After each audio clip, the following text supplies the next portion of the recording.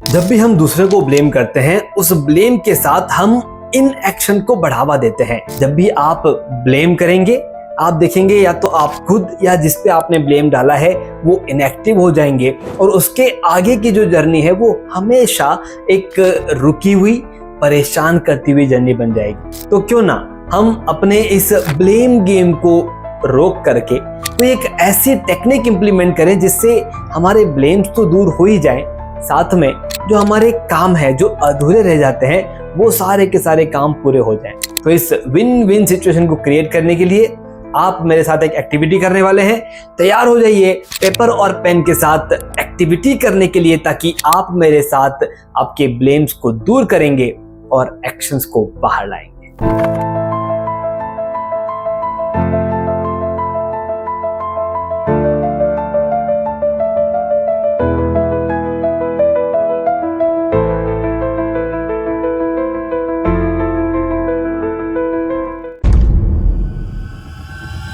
Hello दोस्तों, मैं आपका time management life coach Akhil Baheti.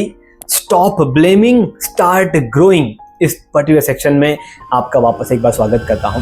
जब भी आप ब्लेम करना छोड़ देते हैं, आपकी ग्रोथ अपने आप हो जाती है। बस वो वैसे ही हो गया कि एक पेड़ हमारे सामने है, उस पेड़ को बढ़ना है, लेकिन बढ़ते वक्त हमने धूप आने वाली जगहों पर हमने पर्दा लगा दिया है और अब हम कह रहे हैं कि पेड़ को बढ़ो बढ़ो।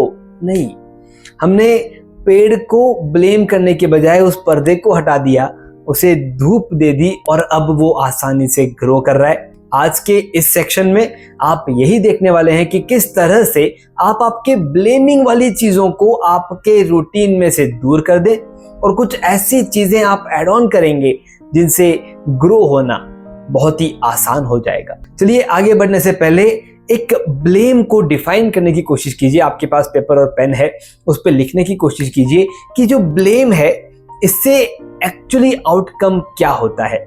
जब भी कोई इंसान किसी दूसरे इंसान पर या आप किसी दूसरे इंसान पर जब ब्लेम लगाते हैं कोई भी चीज का, तो उसका एट लास्ट आउटकम क्या होता है?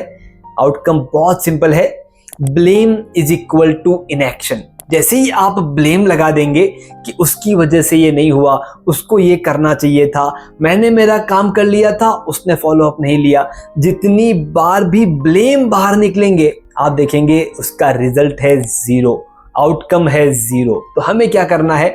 हमें एक छोटी सी एक्टिविटी के साथ उस ब्लेम गेम को दूर करना है और इनएक्शन, ग्रोथ वाली चीजों को इंप्लीमेंट करना है जिससे हम हमेशा आगे बढ़ते रहें। चलिए टास्क नंबर 1 हम लेते हैं। आपके पास 1 मिनट का समय है और उस 1 मिनट में आपको कोई भी एक ऐसा काम जो हाल ही में आपके यहाँ पर हुआ है और उसके अंदर से ब्लेम बाहर निकला कि ये काम पूरा होना था लेकिन ये काम पूरा नहीं हो पाया, किसी इंसान पे ब्लेम लगाया गया। उस एक सिचुएशन को याद कीजिए, सिचुएशन को लिखिए, ताकि जब आप वो सिचुएशन लिखेंगे ना, एक बार आप उसमें एंटर हो जाएंगे और उसमें एंटर होने के बाद उसके अगले स्टेप्स मैं आपको बताने वाला हूं। लेकिन टास्क नंबर 1, राइट 1 सिचुएशन जिसमें ब्लेम बाहर आए थे।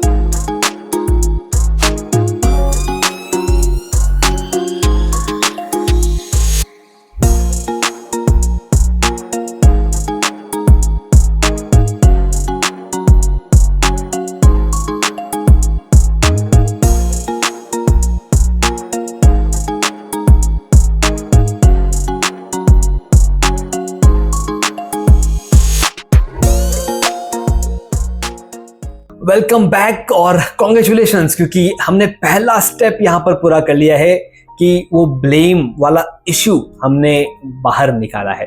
दोस्तों क्या होता है, हम बहुत बार चीज़ों को सिर्फ दिमाग में सोचते हेडेक बना लेते हैं, लेकिन आज आप उस हेडेक से एक कदम आगे आए हैं क्योंकि आपने उस इशू को लिख लिया है। अब उस पर काम करना आसान हो जाएगा।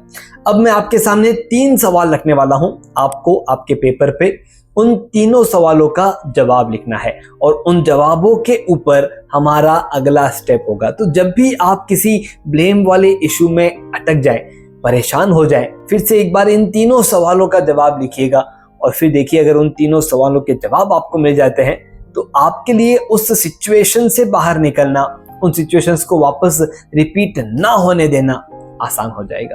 तो आप तैयार हैं? लिखिए क्वेश्चन नंबर 1, क्या मैं इस समस्या के बारे में पहले से अवेयर था? क्या आप पहले से जानते थे कि ये समस्या आ सकती है या इसके पहले आ चुकी है? आपका जवाब है यस और नो, उसे आप लिखिए।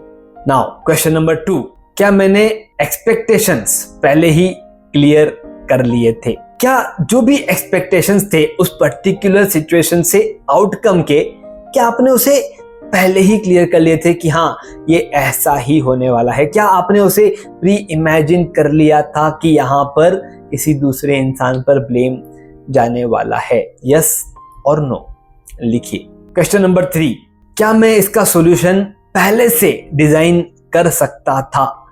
ये जो इशू आपने लिखा है, क्या इसका सॉल्यूशन आप इसके पहले डिजाइन कर सकते थे? यस और नो।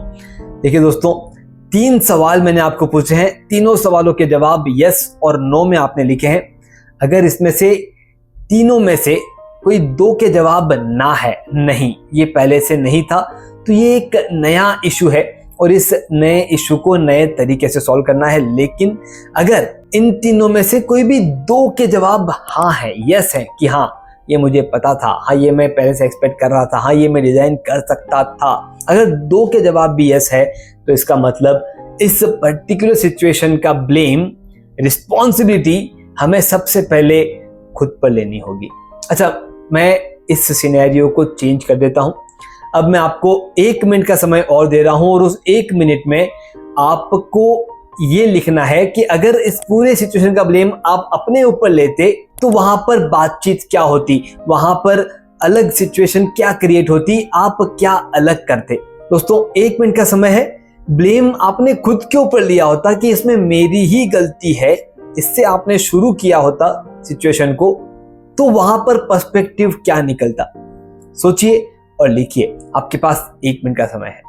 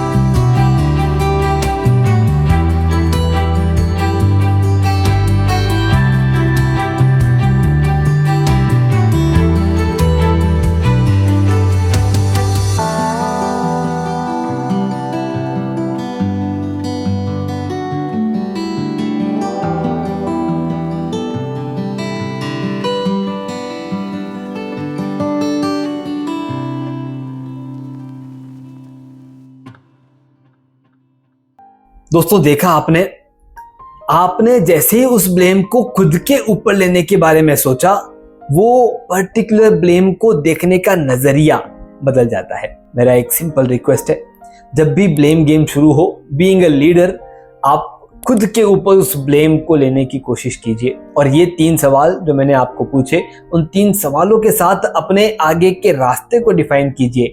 कोई अगर नया इशू आया है तो उसे जड़ से निकाल फेंकिए उसी एक मोमेंट पे, और कोई एक पुराना इशू आया जो इसके पहले भी आ चुका था, आपको तब भी मालूम था ये आगे वापस आ सकता है, तो इसके वापस आगे वो ना आए, इसके बाद वो आगे वापस ना आए, उसके ऊपर काम करना शुरू कीजिए।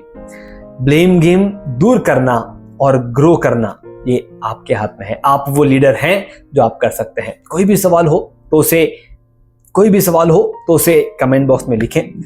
कहीं पर भी कोई भी रास्ता अगर आपको लग रहा है कि ये बैरियर है, इसका जवाब नहीं मिल रहा है, हमारे साथ डिस्कस कीजिए। मैं आपका time management life coach Akhil Baheti. हमारी टैगलाइन है manage your time, manage your life.